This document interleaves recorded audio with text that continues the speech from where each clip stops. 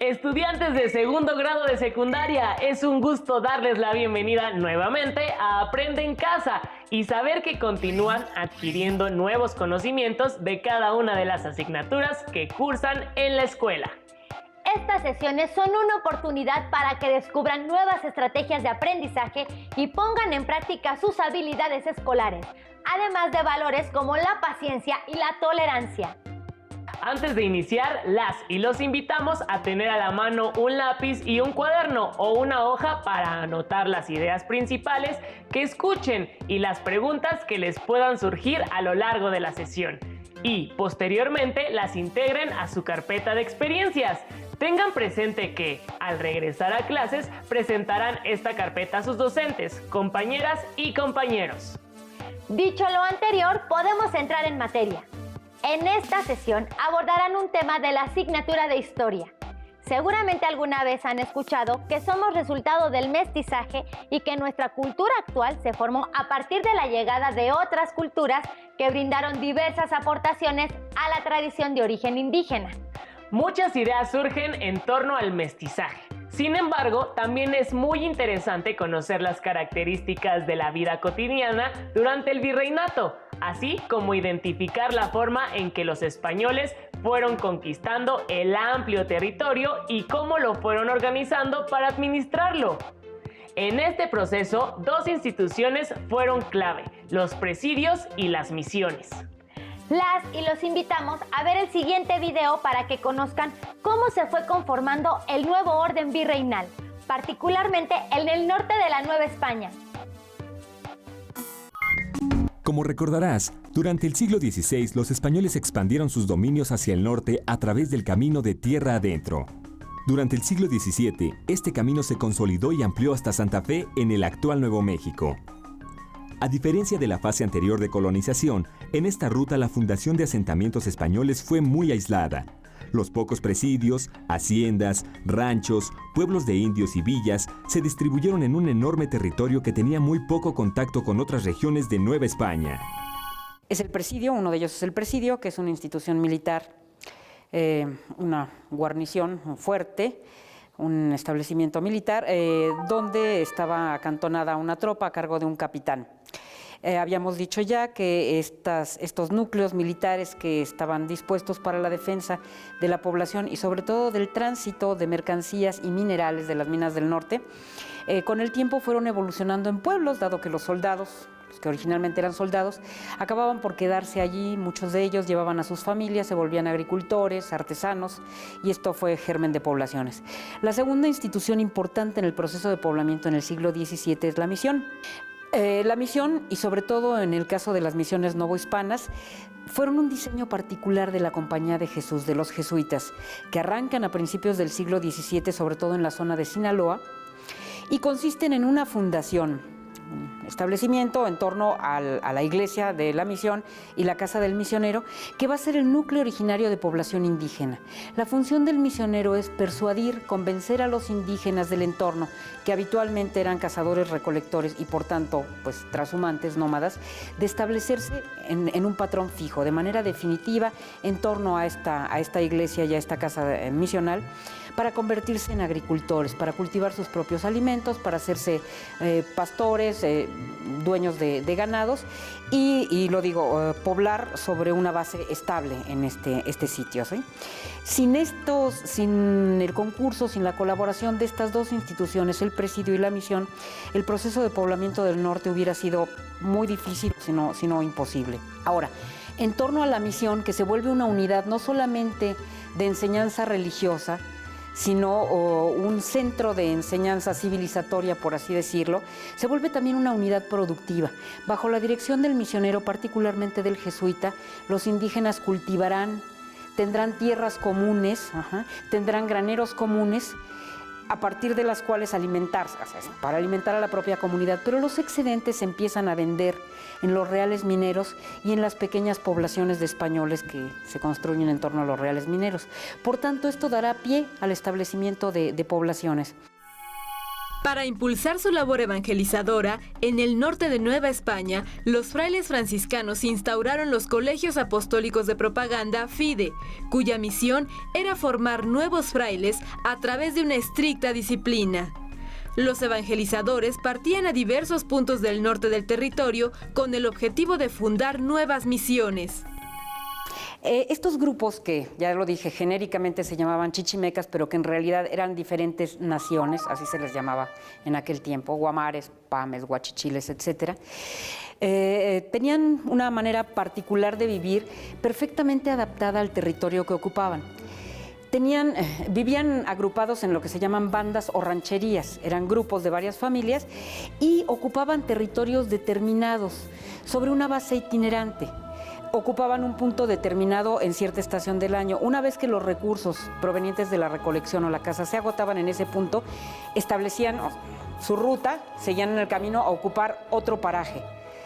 Estacionalmente se movían en ciclos estacionales en sus territorios de ocupación. Obviamente esto provocaba fricciones con otras bandas, ¿no? Por estos territorios de subsistencia. Así vivieron durante, pues, si no miles de años, cientos de años, antes del arribo de los españoles.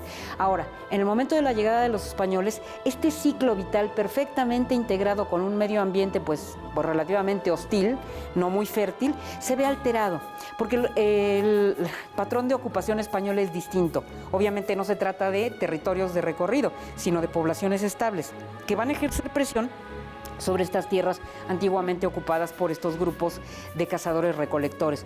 Con los españoles viene su ganado.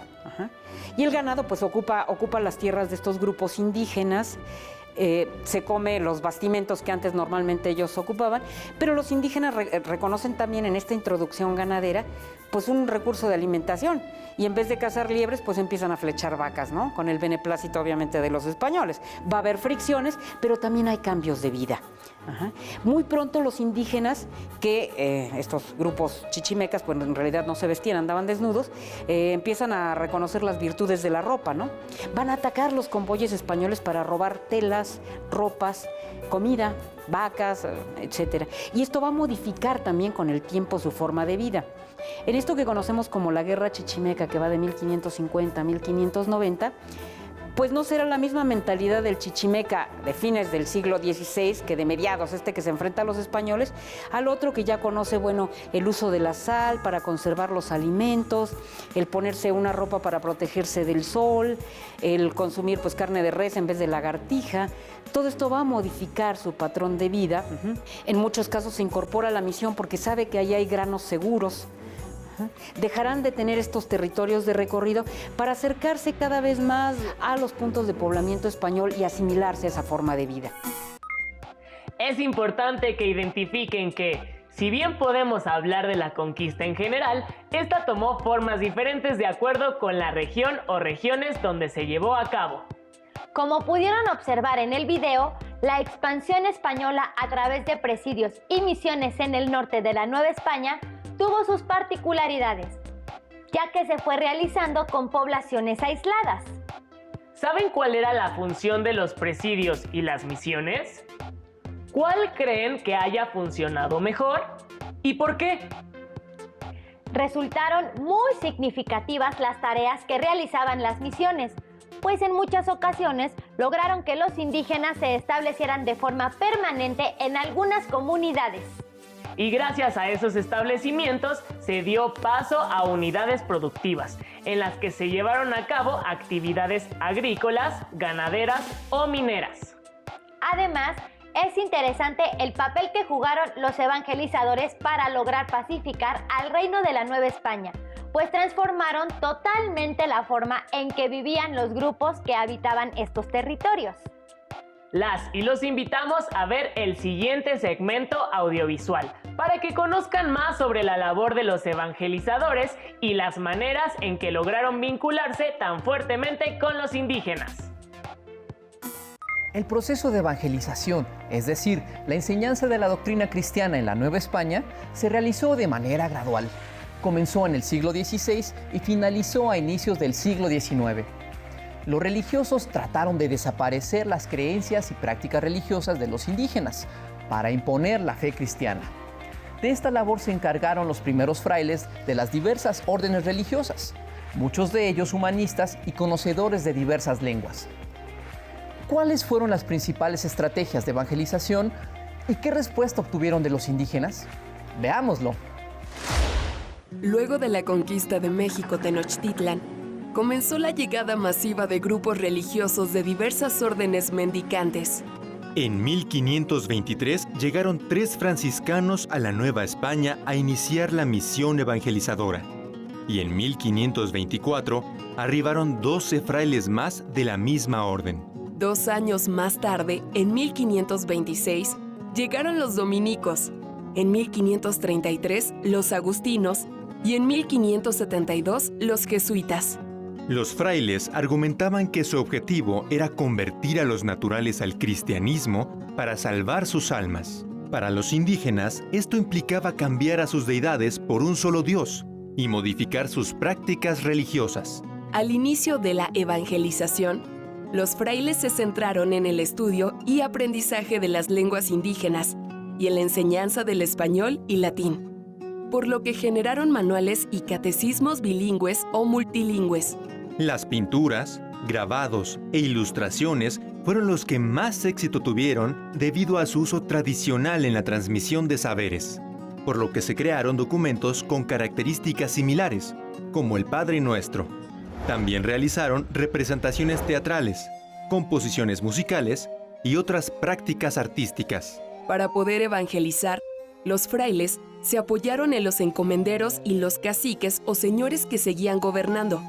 Se buscó que estos líderes políticos fueran los primeros convertidos a la nueva fe, como ejemplo para sus pueblos. Como parte del proceso de evangelización, los frailes destruyeron esculturas, códices y pinturas del pasado religioso indígena. Además, hicieron que los naturales construyeran conventos y templos para la doctrina cristiana. Estas edificaciones solían contar con un atrio, que era un gran patio que permitía congregar un gran número de personas y en el cual se construyeron capillas abiertas. En el atrio se oficiaban misas al aire libre y se realizaban talleres. Además, servía de cementerio. Durante la evangelización, muchos grupos indígenas se negaron a abandonar su religión y continuaron con algunas de sus prácticas.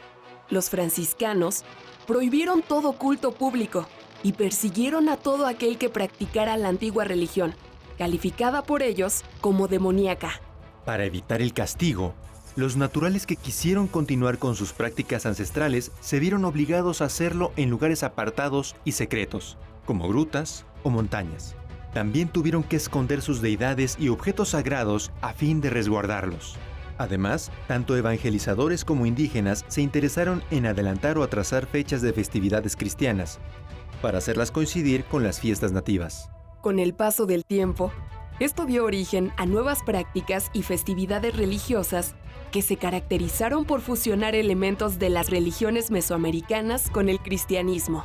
En 1571 se estableció formalmente en la Nueva España el Tribunal del Santo Oficio de la Inquisición, cuya tarea era vigilar y castigar la idolatría, procurando que las penas fueran más severas para los españoles que para los indígenas. Hacia los siglos XVII y XVIII, los castigos se recrudecieron.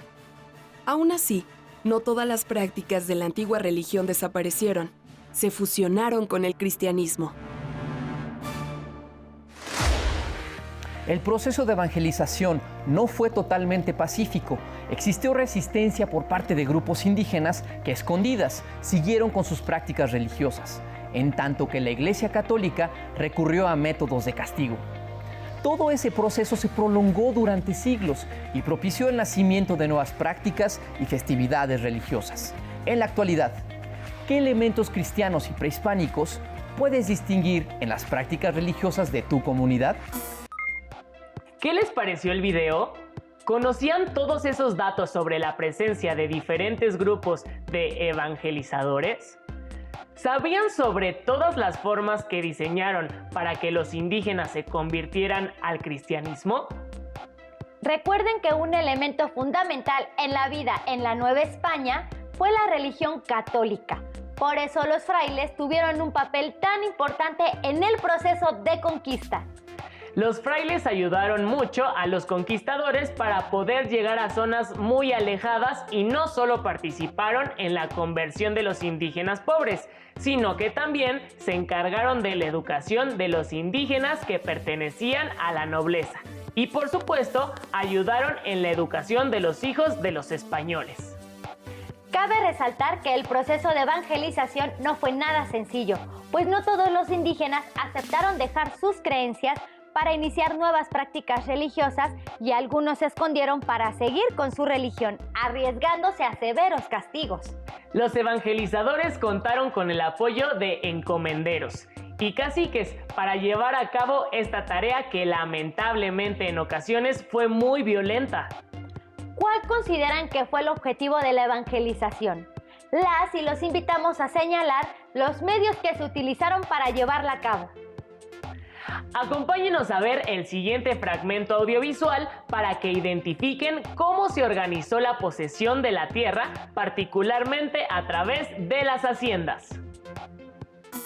La primera de ellas es la que llamamos hacienda y que le dará tono a la historia de México desde el siglo XVII hasta el XIX.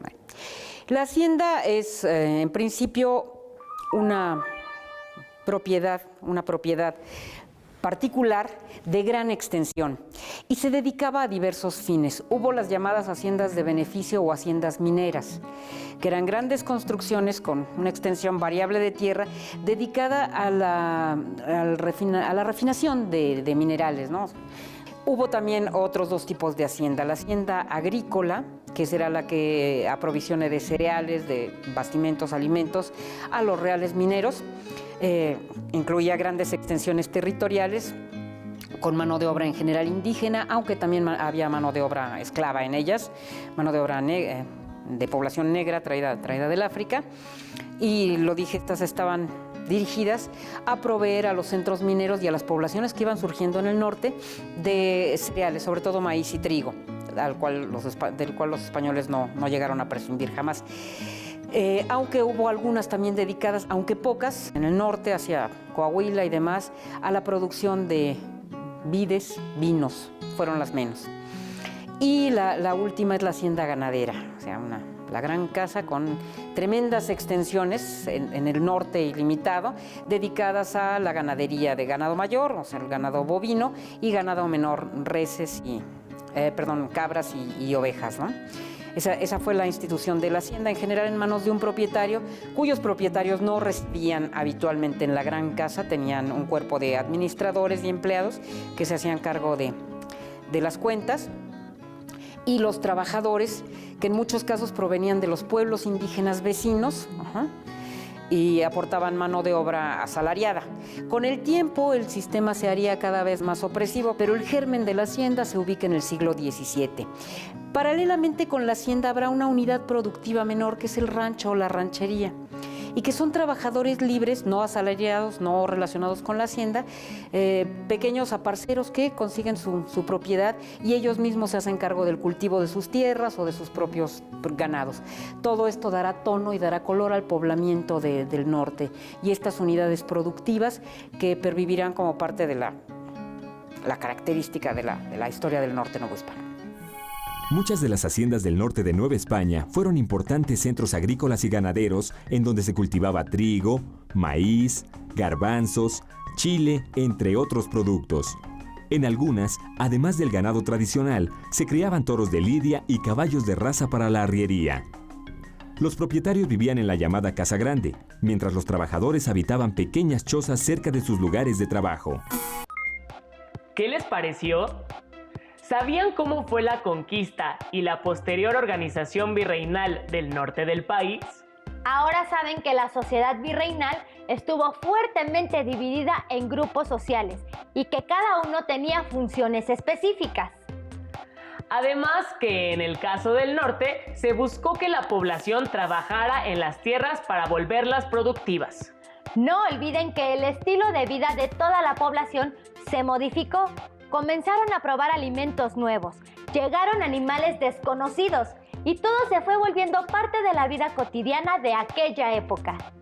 La población indígena de toda la Nueva España convivió de manera cotidiana con españoles, asiáticos y esclavos africanos, para dar origen a una sociedad diferente a la que existía antes de la llegada de los españoles. Todas las costumbres y tradiciones, cultura, así como la forma de organizarse socialmente, fueron resultado de una fusión entre las diferentes culturas. Después de haber visto esta sesión, respondan las siguientes preguntas.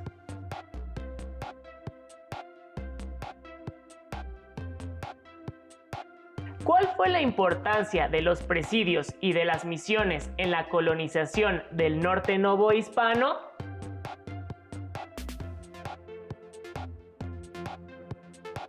¿Cómo evangelizaban los frailes a los indígenas?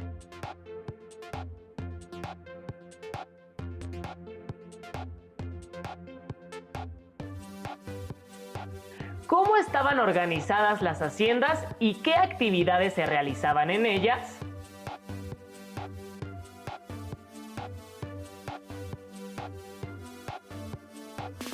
Respondan individualmente estas preguntas y guarden sus respuestas en su carpeta de experiencias.